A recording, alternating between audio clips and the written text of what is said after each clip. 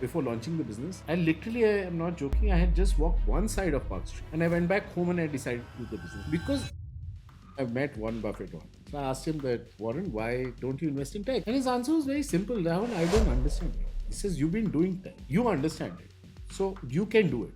But how do I? How is next 10 years in your eyes? Firstly, I think AI is going to be huge, massive, and India is going to be huge in AI. We will build at least 100 AI unicorns out of India. But what will these companies do?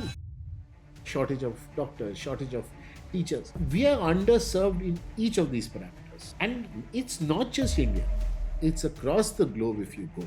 If you take out the big cities of the world, you'll find the rest of the population is underserved in almost every service. What do you do in cases where a right advice to be given to a founder is usually quite opposite to your investment?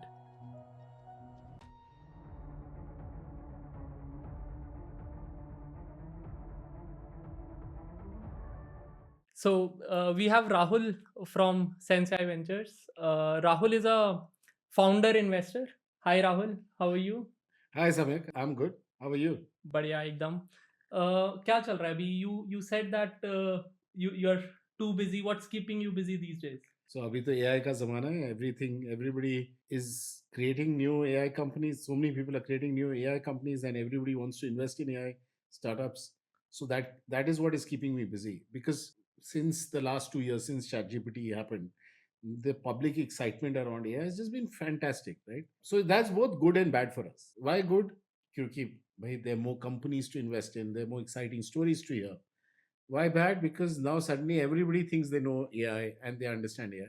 So you have a lot of people who may not really understand AI, who are both doing startups and investing in AI startups, and both can be very risky. So that's what's keeping me busy. Right. So I see a lot of founders, they say they know AI, they've built on AI, right? And I think that's your core work. How do you identify that सामने AI का product है या open AI से API लगा के कुछ आगे दे रहे हैं? So is that a common problem that you face? Yeah, you're fine with that problem. So figuring out when the AI is real and meaningful is something we've had to do for a long time. Today, the .ai domain has become very popular. But even before that became popular, people were talking about AI and not really building it, right? Which means you can do AI in many ways. I mean, Amazon does AI. Amazon.com, the e-commerce store, has lots of AI features in it. Doesn't mean they are an AI company. Yeah. So figuring out what is a AI company, and especially in our case, we want AI first companies. Hmm. So you have to build. So we build a framework internally called the VDAT framework, which we use to analyze whether the startup meets our criteria for AI. I'm not trying to say, see, AI, everybody will use AI. The thesis of the fund is that. So we want to see even lots of AI wrapper companies, but we don't want to invest in them. There are other investors better suited for that. What we specialize in are the people, founders who are trying to build AI in depth, right? Which means starting from the technology, the innovating at the technology layer, not just using the technology to do something new, right? Hmm. So that's how differentiated. Right. And you mentioned about like 2016, 17, I think is where you have been investing, and 19 is when you started SenseAI. उससे पहले का journey थोड़ा सा देखते हैं. What exactly was the moment you thought कि ठीक है, अब now I need to be a full time investor, right? And I see that you have been a CBO, you have been into business, you have been into product, you have been CFO, right? When did you decided all of that is there, but I'm going to be primarily an investor and started SenseAI? Why exactly that happened? Can you share more about? My entrepreneurship journey started long back, right? In 1997. But in 2016, my last venture, which was a Japanese big data analytics company called Smart Insight, we sold that. When I exited from there, I had some capital available. Now I had two choices in front of me. That either I could be a founder, or of course, I could use that capital to invest in Hmm. startups. What had happened during my time in Japan at Smart Insight was that Japanese data has no spaces. So to be able to understand, to do any analytics, you need to know what is the products, what is the people, what are the places mentioned in that text, right? So to be able to do that, you had to break up that sentence into its constituent words, or tokenization, which is now, I think, a lot more people understand what is tokenization. And that's not easy to do with Japanese. And the state of the art at that time used to be actually a toss of the coin. The 50% accuracy pe kaam chalta tha. I'm talking 2005, 6, Okay. right? 2004, 5 actually. And we then worked with a Norwegian engineer who helped us build a pattern based, data based tokenizer. And that tokenizer made our product much better. We grew hugely because of that. We got orders from Toyota, Honda, Canon. That whole journey happened. So when I sold that business in 2016, at that time, the what was clear to me is that AI is going to be big. मैंने देखा था. I'd done it. We'd seen the impact it had on the product, it had on the customer, and really that couldn't have been done without AI.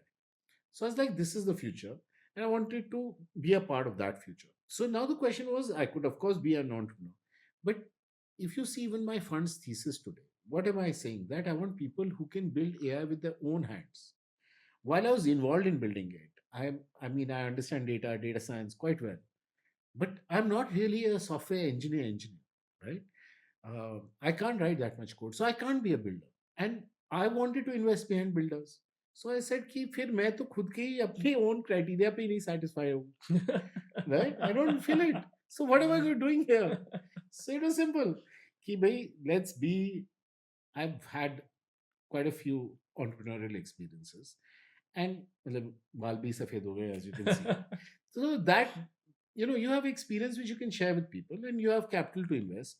Then it is better to make that transition, and that's what I'm basically been doing. Though I must admit, I thought that as an entrepreneur I was working 16 hours a day. So I thought कि अब investor बन गया हूँ, अब तो कम काम करना पड़ेगा. Not true. When you're asking Right. me why are you so busy, it's as busy whether you're a founder or an investor, especially in the early stage startup ecosystem. You have to work 16 hours a day.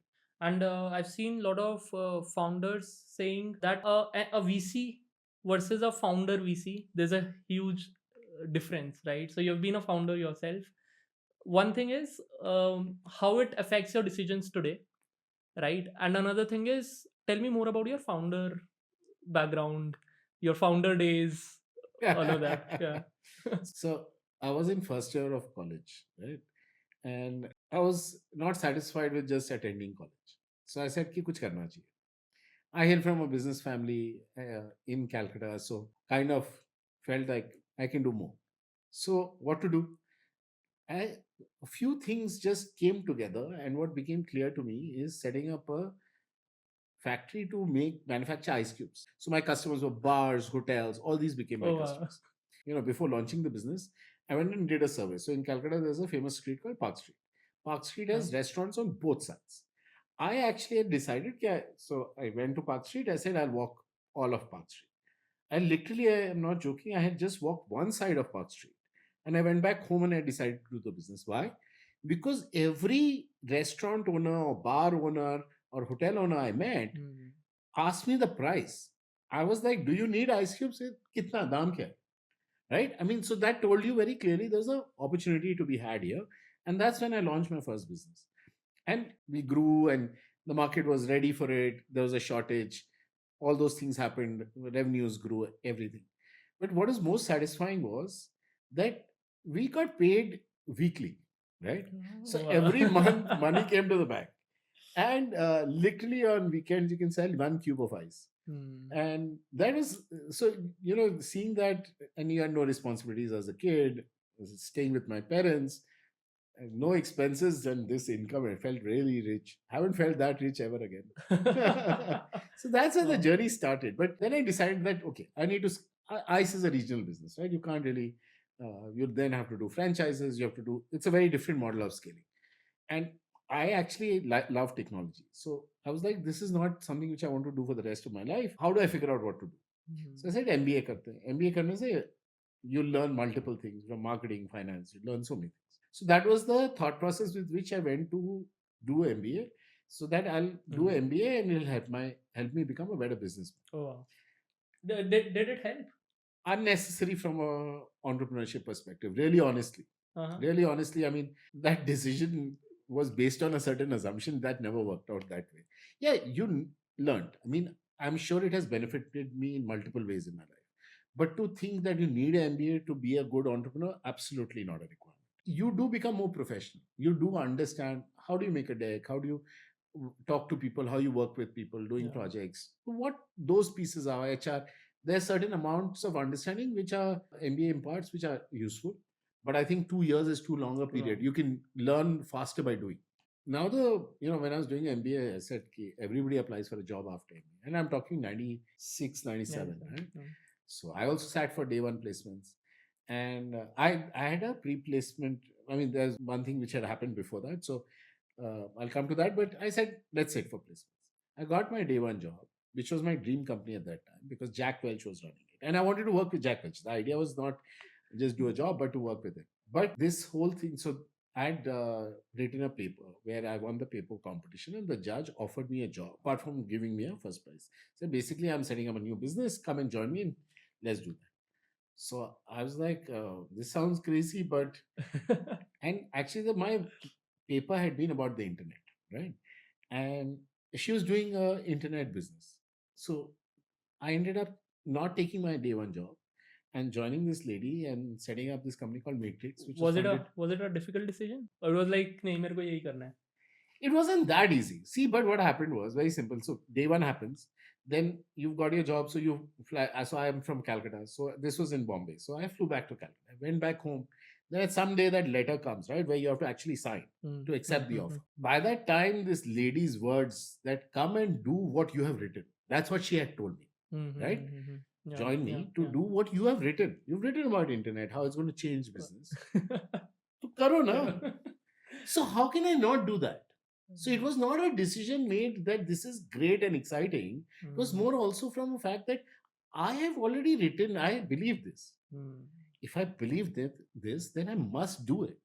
You can't just have a belief. That doesn't work. I mean, you have to act on what you really think. So it was just simply backing your own belief. कि ये करना चाहिए क्योंकि I didn't think कि there's no mathematical calculation that monetarily which would have been better for me. Should I do this now and then be an entrepreneur after 2 years? None of that crossed my head. It was just simply, here is the dream, what I've been dreaming about for a year because I want to work with this guy.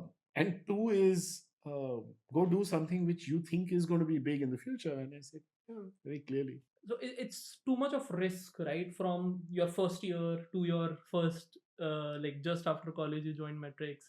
Was your family okay with that? Like that kind of risk, and the previous generation and now the next generation, right? You are an investor taking risk day in and day out. I want to hear more about that. So one, risk should be calculated. That's how I look at it, and I can make you understand that piece better. I mean, would love to. I mean, it's something which has meaning worth exploring. But family actually, whether, I mean, I don't remember asking for permission except for doing the ice business. Before I started that, I did talk to my father saying that this is what I want to do. And he told me very clearly, if you want to do it, but I'm not giving you any money for it. So, and I somehow managed to get that money, right? And the initial investment was some 2 lakhs. Oh, wow. And I had some shares, so I managed to organize a loan against shares, and that's how the business started. Yeah. But so I didn't get actually any help from my father. But once you do that, then you have independence. Then I mean, you talk to your family to tell them what you're doing and hear their views, but the decisions are yours. And largely, your decisions should be yours. I mean, even as an investor, I believe my founders should decide what they do. It's their lives at stake. I can give you advice. You should come to me for advice. I'm happy to give you advice, but in the end, it's your decision. It's your life, not mine. And how about your next generation? Like your family has some say that, hey, I really like this product. I think we should invest in this. How do they look at your investment work? No. So they do tell me. So post-COVID, they wanted to invest in hotels. They said everybody wants to travel and everybody wants to spend big on travel. I said, sure, but I don't understand that business as well as to say, yeah, we should do it or not. If you think so, I mean, my wife has enough of her own capital. So I'm like, yeah, buy shares. And she did. But I invest in things I understand. Mhm. To me, that is very critical as an investor. I've met Warren Buffett once because I was in tech. That I wasn't an investor. So I asked him that, and he likes to, people address him by his first name. So I said, Warren, why don't you invest in tech? And this is after 15 minutes of other conversation. Um, And his answer was very simple. Rahul, I don't understand it. He says, you've been doing tech. You understand it. So you can do it. But how do I? mm, I said, but that's what's changing the world. And that's where valuation, market capitalization of technology companies had already started growing rapidly. And I said, but that's where the growth in market caps are. But he said, no, but my business. So the point was very simple. Do what you understand. mm, There mm, can be, like, I don't understand crypto. yeah. Crypto, if you had invested in, you could have made huge amounts of money. Of course, you could have lost huge amounts of money also, depending on when you entered that space. But do it if you understand, and understand it before you do it. It's as simple as that. And like you mentioned about you let founders decide, right? How's your founder relations like? And by relations, I mean your relationships with founders. How do you look at them? How do they look at you? uh, because you have been a founder, right? So tell me more about your portfolio. Or I think you've also done angel investment, so not really from a sensei only, but from your angel investment as well. Sure. uh, and how is it different from a VC who's not really a founder, or an investor who has never been a founder? Do you think there's a difference? First part of the question is what about your relations, and then do you think your approach would have been a bit different if you would not have been a founder? So how my relationships are with my founders, I can tell you my side of the story, what Yeah. I think about them and what I like doing with them. What they think about me, you should ask them. But so to me, the favorite part of my day is spending it with founders, and even founders have not invested in, because ultimately so many people have great ideas. I can't invest in every great idea, but happy to encourage it. So one, I didn't reach where I did without advice, great advice. People randomly, from having coffees in a bar, in a coffee shop in um, SF, to meeting somebody at the airport. I've had great advice at all kinds of situations. So paying it forward only. But Mm. so would I think the role as an investor, as some more than just as an investor, as a somebody who's seen the journey, if you have opinion, share it. It's up to the other guy what they want, and but try to make it relevant, right? So when founders come to you and have a discussion, then you can give relevant. So as an investor, you do get access to information which allows you to give better advice because you do understand it deeper, right? And that helps build a closer relationships. You learn a lot more about your founders, right? It's not just about this is the problem, this is the solution. That's not how Yeah. it works. Hmm. It's a discussion, and in that process, you end up learning. I mean, today I'm a better investor than I was 3 years ago, than I was 5 years. Every few years, every year I get better. And that's largely because of my founders, not because I have suddenly discovered some new nirvana. It's because when you're working with them, you learn new perspectives and new aspects. And has it ever happened that you thought ki this investment is gone now, the startup is almost gone now, but they've done pretty well after that and proved you like your money is safe? Has that happened? Yeah, absolutely. So the one which is easiest to, I mean, so fits that to a T was a company called Tripion. So my investment, it was the best timing, right? Uh, I invested in them in November of 2019, Okay. and this is a corporate travel automation company using AI, right? Oh, wow. And then March of 2020, we all know what happens. COVID hits, Yeah. and revenues go from a few crores to zero, and then they stay at zero, zero, zero, zero, zero, zero, and you're like, what the hell? You've just made the investment 3 months back. But soon after COVID hit, we sat down with the founders and we had a conversation that what do you want to do while you have money in the bank? You increased expenses, you hired a team based on the fact that it'll grow, but now you have zero growth. You have zero Right. revenues. What do you do? So we structured that we would give people how to handle people, take care of them also, but also reduce costs and survive. And we asked the founders, do you really think you want to continue doing this? And they were very clear they wanted to do it. They were very persistent and resolute in being able to do that. So even after a few months, you don't know when COVID's going to end. So at some point, internally, we had basically said this may be close to zero. I mean, I don't know if I'll ever get my money back. And in fact, we got a offer where we would get about 60, 70, or 75% of our money back, and founders would get nothing. And we all together decide not to do the deal. Despite the fact that we are saying that it might go to zero, we were like, if it you are guys are resolute, let's go. We'll support you. Let's see what happens. And these guys then turned the business around once COVID ended. Revenues went shot up very rapidly, and they got acquired by the world's largest AI travel company, a company called Naman. Oh, wow. And we all made great money out of it, the founders as well as the investors. What is foreseeable is that if you're one doing a business that makes sense, right? Corporate travel has a lot of waste in it, and it's huge. The dollars around billions of dollars is spent on corporate travel. That's the biggest portion of travel. So if you take that and you say there's a lot of waste in it, and AI resolves that waste, then that business makes sense. And two, you need founders who understand A, the business, and B, have the capability to do it, and C, are persistent, right? I mean, they could have walked away from it. Yeah. They could have all walked away from that business. We were happy to say that, okay, bad luck, this is what happens in life. They said, no, we'll continue. And it was their lives at stake, right? Our money. But money can get your money back. You can never get time back. So to me, founders always investing a resource which is really, really scarce, which is their time. And to continue down that journey requires that persistence, because sometimes it is a dark tunnel and you hope there's a light at the end of it, but you don't know for sure. As founders, we think that it's very uncertain. Does investing cause stress, right? That moment, right? कि ये तो गया. Does stress of money, right? Is it there? Not for me. I'm sure there are people who get stressed about it. See, firstly, we have a portfolio approach, right? So when you build a portfolio, some things will not work out. You can't say beforehand which ones won't, but you have a ability to sustain that fact that in our business, see, it's a very power law kind of business.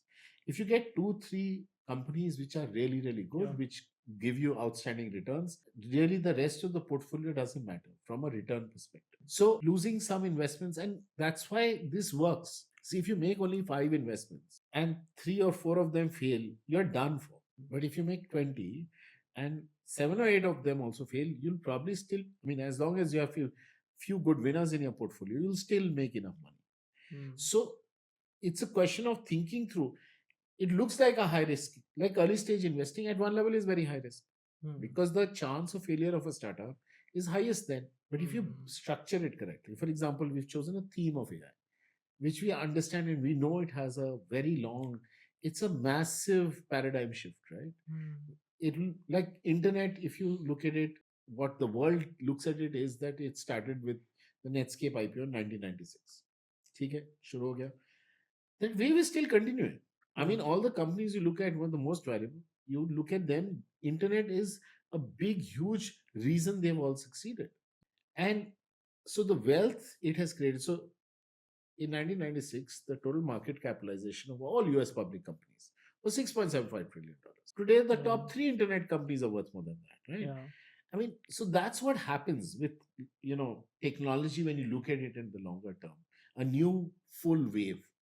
So AI is a super wave, right? It will change the entire how every business works, how people live, how society, government, all these function.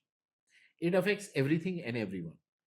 When you have something so disruptive, that has a very long cycle. So A, that gives you a certain hedge that you are in the right sector, right? B, then you look at the portfolio piece, which I spoke about. And 3, for us, now we build certain muscle, right? And characteristics you look for in founders, characteristics you look in businesses, right?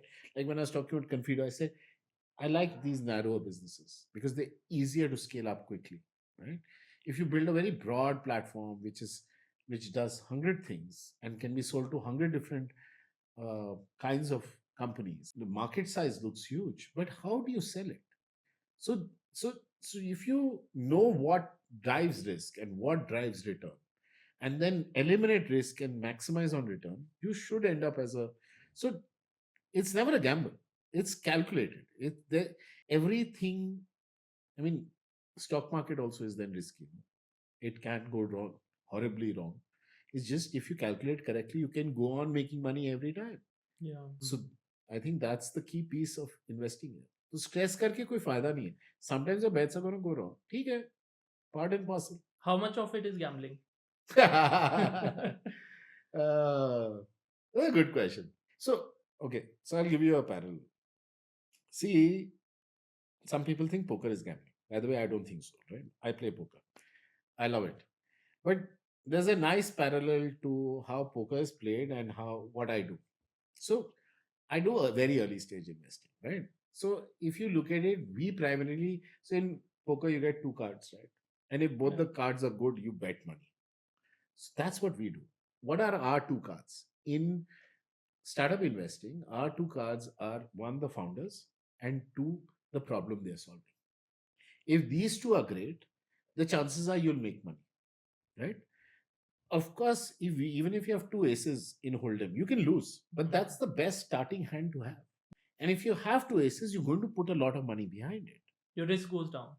Risk goes down. Your probability of victory goes up. Goes up. You look for probability of victory, not risk.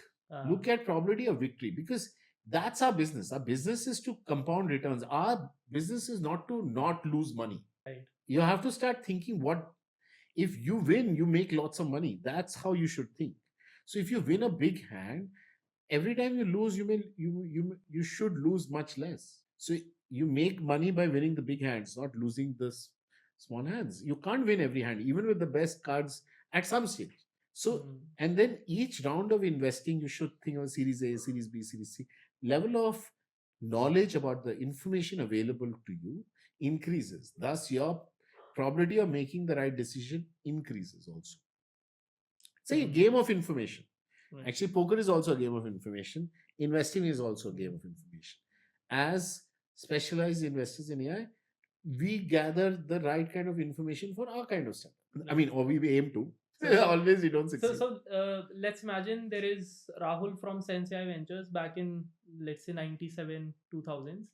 And he sees Rahul, which is a founder, trying to do some startup. I think let's talk about all three of them, and let us forget the results. Let's for a moment. We don't know what was the outcome of that startup. Would you invest in all three startups that you've done? As Sensei, of course not, because none of the startups I did were like primarily as an angel investor, let's say. Yeah, probably. I mean, I think so. I thought those problems were good. I think I'd like to think I'm capable. So yeah, probably yeah. And I did raise money in almost all of them. So what do you do in cases where your advice, a right advice to be given to a founder, is usually quite opposite to your investment, which means that your advice might go against your investment giving returns? Does that happen? Any of the cases? See, I can't think of a situation like that.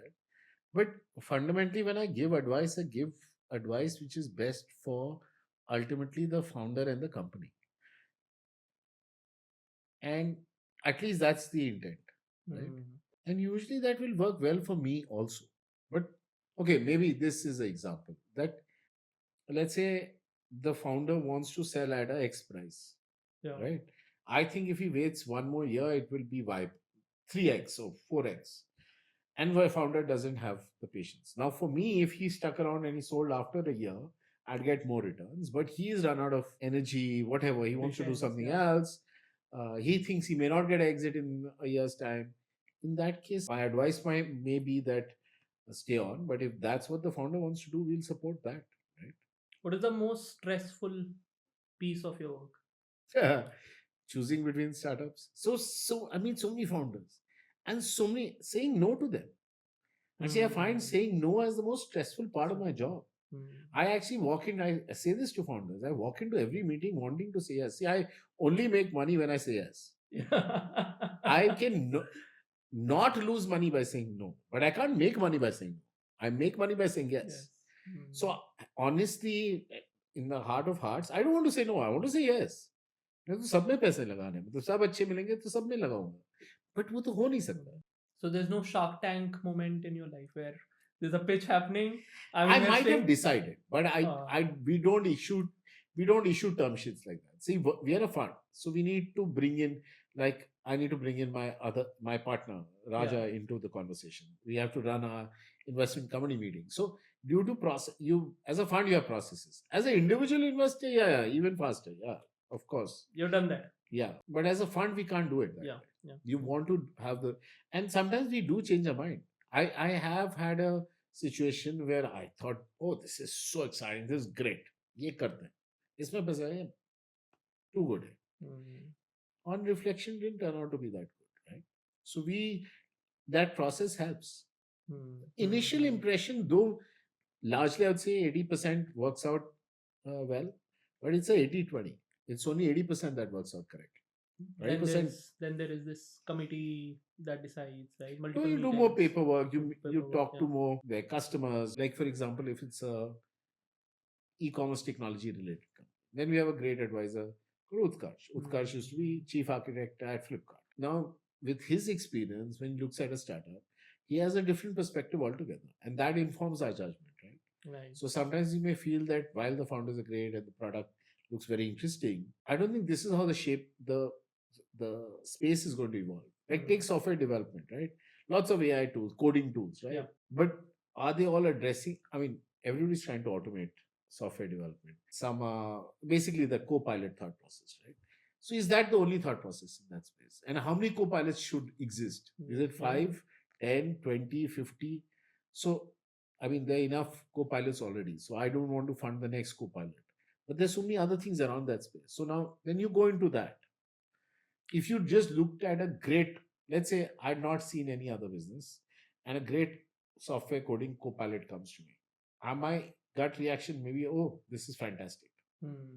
But when I go and look that there are 10 other companies who've been funded, who build good products, and this guy doesn't have any differentiation, may change my mind, right? So it happens due to all sorts of reasons. Sometimes once you have the second, third conversation with the founder, you realize that maybe he doesn't have the depth or real understanding that you thought he had. He made a great demo, great product, a great demo, a great deck, but really somebody helped him make that demo. Somebody helped him make the deck, and he doesn't have the knowledge in house then. So all kinds of things happen. As an individual, definitely as an investor, ROI is important, right? You look at investing startups which can give you good returns, but what are your other reasons of investments, definitely beyond money, beyond return? Do you look at any other thing which gives you more satisfaction that, hey, yes, I have invested, I've said them yes, I'm going to sleep peacefully today? Are there any other thing that you look at? So from a decision making perspective, nothing else. I'm being very honest here. It would be easy to say we have ESG considerations.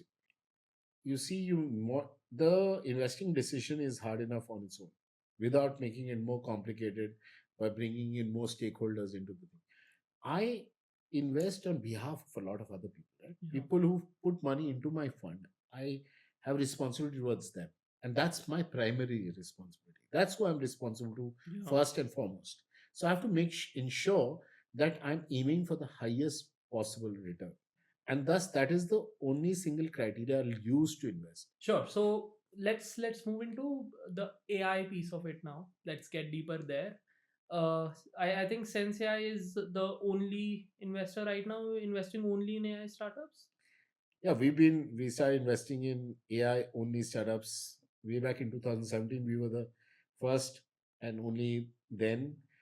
I think today everybody is investing. Every fund you can speak to, I mean, a majority of funds would have an investment into an AI company, but they're coming from a different background. They invest in other correct sectors as well, right? They are wider. They're wider focused.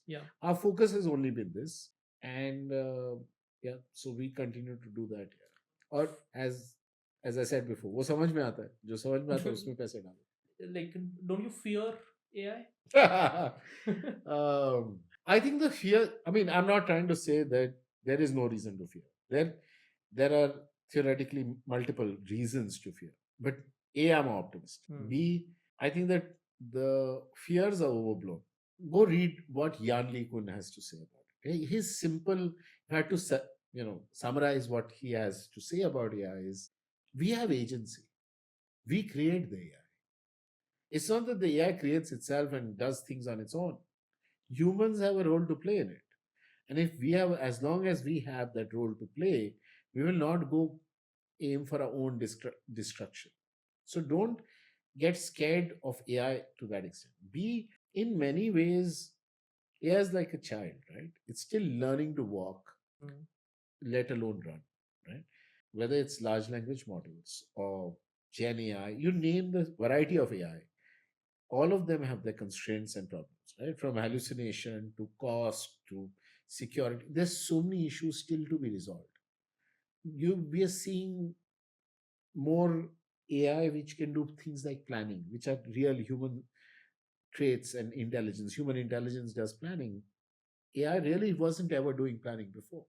Now you're seeing models evolve to be better planners. These things take time, right? And if you look at all the pieces it requires to really create a world destroying AI or humanity destroying AI, there's a lot of pieces left. So don't get too scared about it, but have to be careful. At the other side of the piece, I just say that when we take these steps, uh, we have to think about it. And people are thinking about it. I've spoken to so many AI researchers. These are some of the things they talk about, right? Most large AI firms building AI have teams which think about these problems. Whether you call it alignment, whether you call it security, safety, there are teams which are all there, which are trying to address these issues. What is your biggest fear about AI? A practical one, a realistic one that you see in next 40 years, 50 years, or whenever the entire technology is going to be so matured, right? We see a lot of movies. Is that your biggest fear? What's your realistic biggest fear about AI? The reason I mean, I can talk about various fears, but to each of those, I can see mitigations also, right? I mean, for example, people talk about job loss. Now, it's AI will affect people's jobs, but it will also create new jobs. Two, people don't. One simple thing: we live in India. You live today in a city. You have from a certain strata in society. So today you have the access to the best doctors, lawyers, legal advice, whatever you talk about, you have access to the best here. Now, A, if you are not from this strata of society, and B, you are not living in Delhi. So go out 200 kilometers from here. Then what access do you have left? We have what? Four teachers per 100 kids or three teachers per 100 kids. There's so much unmet demand. Why shouldn't every kid have a teacher who helps them study in their own way? Every child learns differently. Medication. I mean, the number of doctors, again, is abysmal in India. We have so much room to really go ahead and uh, provide services to people. And people today cannot afford those services. They don't have access to those services. So, access, affordability, these are real issues, real societal issues which AI can address. We are making investments which do that. Sometimes this discussion becomes unidimensional, but I think there's so many more dimensions to it. And as AI becomes more capable, as we solve more and more of these problems, we will have to be careful about the harm it can cause. I mean, everything can, every technology, every tool creates has two sides to the coin. You don't get one without the other. Internet, you can't say, is unadulterated good. There is only good. It has no bad side to it. It does. Every technology has had that. So while you started SenseAI, when was the first time you got to know that something like LLMs or ChatGPT, which is a thing? I think the first time AI people could realize that they're talking to AI, or there's something real in AI, right? Amazon has been doing that. but we do not understand. Facebook has been doing that, but we as consumers, we don't understand that it's AI. The first time a usual consumer understood that talking to AI is when GPT came in. ChatGPT, yeah. ChatGPT came in. Yeah, ChatGPT specifically came in. What was the first time you came to know something of this sort is going to happen, and what changed after that when it happened with respect to your investments or your thesis So we specifically? were investing in companies using transformers way back in 2019 also, right? And transformers was the first big innovation which fundamentally led to large language models, right? And the paper actually came out a few years before that, around 2017. And so you could see the power of what transformers did. Like Hmm. BERT was one of the first few models we looked at. I mean, we saw companies using, and it was pretty good. I mean, for its time, it was fantastic. And that told you that there is a step change in function. But could I have anticipated ChatGPT? I mean, we saw GPT. I saw GPT 3, I think, which was before ChatGPT came out, but that blew my socks off. Hmm. It's not always easy to anticipate. When you're on a J curve, and AI has been on a J curve, right? In terms of capability, Yes. you go look at the Yep. capability, generation by I mean, and when we say generation, it's 6 months, right? I mean, I still remember this conversation with the founder. I said, good old transformers. I mean, transformers as a technology is 5 years. So for 5 years, yeah. Yeah. And you're saying good old transformers. I mean, like, what are we talking about? So AI has been on a tear. It's changing. It's changing rapidly. So you can't always anticipate the next step. It's not a linear function. It's an exponential function. That is very hard to imagine very well. However, what you can say, you cannot specifically say this line will move from here to here exactly, right? But that the line will go like a J is kind of easy to see, right? The points may be not exactly on that line, but they'll be in that direction. So directionally, you understand where AI is going. How your investment changed before LLMs and Jupiter and after that? Uh, is there any specific thing that you specifically look at? Because a lot of so technology is no more a moat, is what people are saying these days. So I'm sure that has had a very good change in your thesis, right? Overall, so So I mean, technology has never been a moat at one level, right? But actually, our framework for investing, the VDAT framework, which I spoke about earlier, remains the same, right? Internally, the nuances have changed.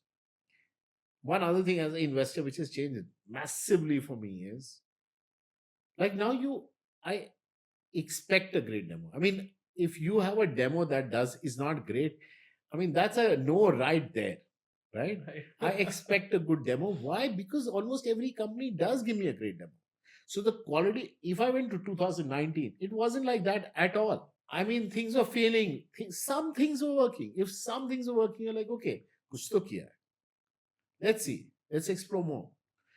Today, my standard of expectation in terms of what is the raw capability out of the box, which I want to see before I put down any money into the company, has gone up. Two, you now don't want him to be only doing one narrow thing, right? From a technology perspective, you build one key thing because that is a very easy piece to. I mean, from a moat perspective, it goes away because new capabilities. So you need to think about the more differently. People say there's no technology. I disagree. Technology built, architected correctly with different components to it, will always have it's not so easy to replicate. I mean, can anybody replicate Google? I mean, some people will say Google's become irrelevant. AI is replacing Google. In many use cases, yes. Yeah. But the cost of a search on Google versus the cost, I mean, I'm not talking from a user's perspective, from a electricity, Yeah, power consumption. consumption, compute consumption, RAM consumption perspective is much higher. So they're not one and the same. Yeah. So there are use cases where Google will remain, search will remain. Because if I want a list, then Google's the right place to go. But if I want an answer, then AI is probably the right way to go. So, I mean, the point I'm making also is that Google's moat is still not gone. I mean, we're talking about a company that's 20 years old, more than 20 years old. Hmm.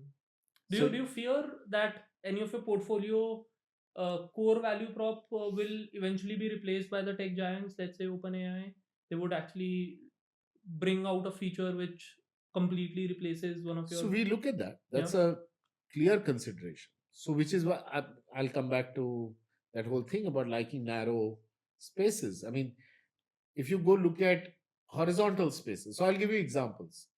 So take translation. Now that's a basic capability, uh, which will be there in multiple kinds of tools.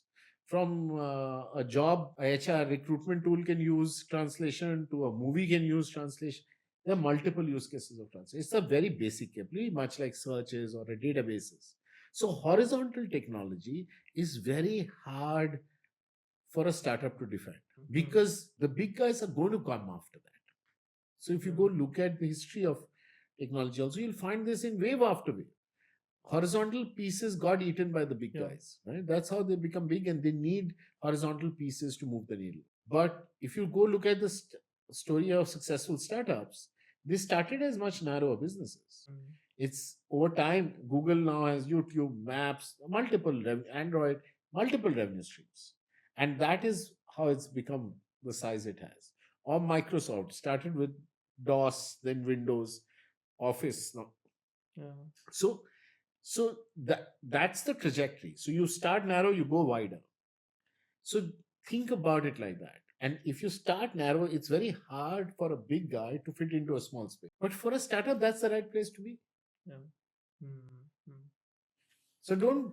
It's just if you think about this, you'll find it applies differently to different spaces. And look for that. Don't look for horizontal plays. That's why I said I don't want you to build something which can be sold to everybody. If it can be sold to everybody, my view is it can be sold to nobody. There's nobody who's a buyer.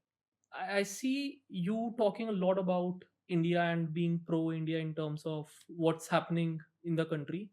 Would love to know more about what exactly is that part that you're so bullish about.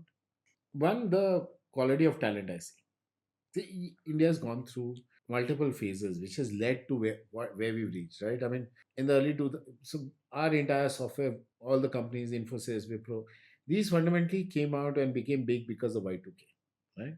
And so the decade after that, these companies grew huge, right? But what did it do? It created huge amount of tech talent. But these guys were not creating their own products, but largely working for building products based on designs which came from abroad.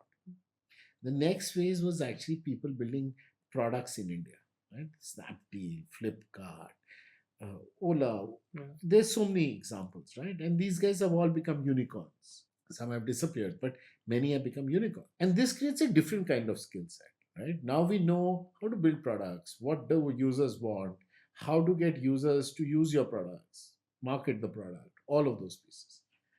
That's another layer of skill set altogether. And you see both these coming together into all the kinds of founders we've had in SaaS. So the SaaS companies are all SaaS companies are product companies, and they build global products. We have multiple unicorns there. In fact, India has the maximum revenue, second most revenue in from SaaS in the world, just after US. We are ahead of China, Japan, UK, France, you name it, Israel. We have more SaaS revenues. Indian companies have built more SaaS revenues. That is a phenomenal story, right? And I see that being replicated in AI. Because in AI, we don't only have this strength of people, of talent, of experience, but data. Data is the lifeblood of AI. All data is created largely by humans. Even if it's a sensor, it's measuring what we are doing. Yeah. आप क्या कर रहे हो मैं क्या कर रहा हूँ उससे डेटा बनता है. So, and if you look at our mobile phone usage and all the public rails we put around, whether it's UPI, ONDC, all these things that are happening, we are creating more and more data. We are the world's largest data creators. Yeah. If we have the most data and we have the talent, why will we not win this race? So मेरे लिए तो बड़ा clear है कि ये करना है, ये होएगा, and I'm going to help make this happen. I'm going to play a part in this. So to me, that's the excitement, right? And If we build great AI companies out of India, and I'm hoping I'll be invested in some of those at least. Uh, what a story it will be, right? Yeah. We can address our own problems with that, and we can solve so many problems around the world. If you go look at the history of software, it's fundamentally US centric, right? All software is priced in dollars, which is why people find it very expensive. कोई भी Indian entrepreneur से पूछ लो मुझे software नहीं खरीदना है क्यों क्योंकि बहुत महंगा होता है but there are costs around adoption also, right? Training चाहिए होती है technology is always hard to use we didn't grow up with technology Yeah. आपके घर में कंप्यूटर था बचपन में नहीं था ना first time you saw computer especially for the older generation was when they came to work or maybe in college and for the very few lucky ones in school maybe. Today everybody has a mobile phone and that is fundamentally a computer. Yeah. So our technology skills are fundamentally shifting and that opens an opportunity to not only change how what we do within India but to take that and export that globally. I'm very excited about that. In this last segment, Rahul, I am going to talk about you, Huh. and from like going into depth of your mindset, right? Okay, sure. So take me through your mindset from whatever time you could remember and how it evolved, right? We can I just want to maybe you can just talk out your mindset. We just need to get deeper into that. Let me see how introspective I can get, right? I mean, to me, one key part of me always imagine myself running a business, right? I mean, coming from a business family, that was just something which you sort of thought कि तुम भी करोगे आपका भी time आएगा जब आपका time आएगा आप भी करो ठीक है बहुत बढ़िया it didn't exactly work out that way but at another level it did. I mean, I've been an entrepreneur, not did business the classical old way of doing a business or inheriting a business, but starting things from scratch and building them up, getting money from investors. I mean, these are not things I'd ever thought of. But as you saw the world evolve, you evolved with it. If you had asked me many years ago, आप AI के बारे में क्या सोचे? Before I went to Japan, I had no clue. I didn't even know I was using AI at that time. It was pattern-based technology, NLP, natural language programming, which you didn't understand all of this. It over time when you look back, you say these were pivotal moments. So you cannot live life in reverse gear, right? So my simple thing is opportunities will keep coming in front of you. And some of those you can grab. You will never grab all the opportunities. So don't care too much about missed opportunities. I mean, there are definitely things which I could have done differently, which have given me a different set of opportunities. We don't know what would have happened if I had taken those paths. So I don't second guess myself. My perspective is simple. Keep doing your best. Have clarity as to what you want. What do I want? I want to do things which make a difference. When I say a difference, I'm not talking about a small amount of difference. I'm talking about a large amount. I respect that. Early on, I had much more respect for Bill Gates than Steve Jobs. Right? You might find that surprising to hear, but for most, I mean, by the way, I was an Apple user, early Apple user. But I'm talking about when I was an Apple user, but I still respected Bill Gates more because Bill Gates long back said a statement which said, computer on every desk and with Microsoft inside it, right? That was his vision. He made it happen. Steve Jobs may have built better computers than him. But what is the impact he had before iPhone? Yeah. But then you look at iPhone and then you look at how that guy changed the world, right? So to me, large impact is what matters. And that's been one constant in my life. Today, when we're investing behind companies, we want to see that kind of large impact. When I say impact, I don't mean impact investing from a social good perspective. Of course, social good happens. People get employment, all great things happen.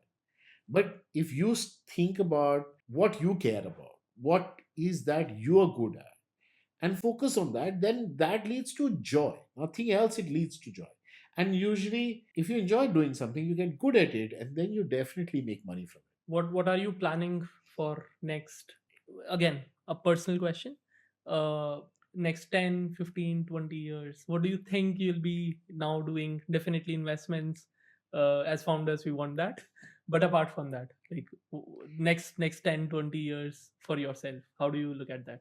I don't think I plan that far ahead. First, I mean, if you look back at my life, I usually know what I'm trying to do, and what I'm focused on. What come next, I don't know. I've been a founder 3 times over. If you'd asked me though during the first venture, आप next 10 साल में क्या, मैं तो यही करने वाला था, बट फिर तो मैंने वो कंपनी बेच दी, फिर दूसरी कंपनी कर ली, तो पता नहीं. तो अभी तो if you ask me, next 10 years, 20 years, 50 years, my plan is SenseAI. My plan is to invest in AI startups, to fund the best AI founders, help them become big companies, find the right guys, develop the talent, make it great Indian AI companies, all of which is under that SenseAI umbrella. It's the same thing with different aspects of it. तो अभी तो यही plan है. Very आगे interesting. क्या होएगा देखेंगे. Wow. Who knows? Wow. So we'll wrap this up with final question. What do you see happening in the next decade, right? From a overall perspective, technology, country, the world, how fast it is changing. How is next 10 years in your eyes? Can't predict exactly from a timeline perspective, but what do I expect? I mean, what am I betting on happening? Let's put it that way. I mean, I don't have a crystal ball, so hoga hi hoga, I don't know. But this is what we think, and this is where I'm putting my money into, right? So, firstly, I think AI is going to be huge, massive, and India is going to be huge in AI. We will build at least 100 AI unicorns out of India in the next decade. That's the kind of talent we have. That's the kind of ability we have. We just have to get it right.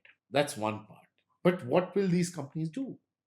So then you start thinking about it deeper. What are the larger problems we have? So I was talking about shortage of doctors, shortage of teachers. We are underserved in each of these parameters. And it's not just India. It's across the globe if you go.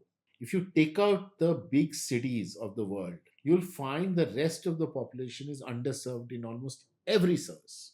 So I expect personalized education, everybody getting much better education in the way they want. Now, I mean, okay, so Leander Pace was in my school till class 5. He was in the same. I mean, we were in the same grade, right? I mean, class 1 to 5.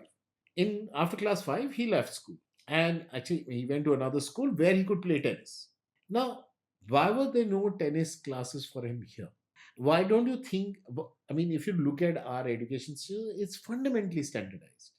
There are definitely advantages to doing that, but there are definitely also advantages to personalized AI led education. You'll see that hybrid happen.